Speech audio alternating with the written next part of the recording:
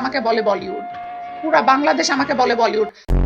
But আপু, আপনি যে একজন নায়িকা সেটা জানবো তো দূরের কথা, আমরা তো কেউ আপনাকে ঠিক মতো চিনিই না। তাহলে আমরা কি বাংলাদেশের বাইরে? আমার পোশাক আশাক আর 10টা নায়িকার সাথে মিলায় উনি মাথা নাড়াচ্ছে, উনি ভালো করে জানেন। এই তো আমি মাথাটা নাড়াচ্ছিলাম। এই আপুর নাকি নিজে থেকেই মনে হয় তিনি নাকি বাংলাদেশের একজন অন্যতম সুন্দর নারী। আমার মনে হয় আমি বাংলাদেশে এখন অন্যতম সুন্দরী একজন নারী। এই আপুকে যদি আপনি 94 টাকা বলেন তাহলে তিনি বুঝবে না, কারণ তাকে ইংরেজিতে বলতে হবে। যদি আপনি এখন 94 টাকা বলেন, আমি 94 টাকা বুঝবো না, 94 বলতে হবে আপনার আমাকে, বিকজ তিনি একজন। আমি ইংলিশ মিডিয়ামের স্টুডেন্ট। আচ্ছা, তাহলে আর ইংলিশ মিডিয়ামে পড়ালেখা করে লাভ কি যদি বাংলা ভাষাই ভুলে যাই? মানে কি বলবো, যাই হোক। এইবার চলেন আমরা একটু জেনে আসি তিনি কেন ফেসবুকে এইভাবে চিৎকার চেঁচামেচি করতেছে। তো আমি সরকারকে বলার আগে শুধু আপনাদেরকে ঘটনাটা বলতে চাই।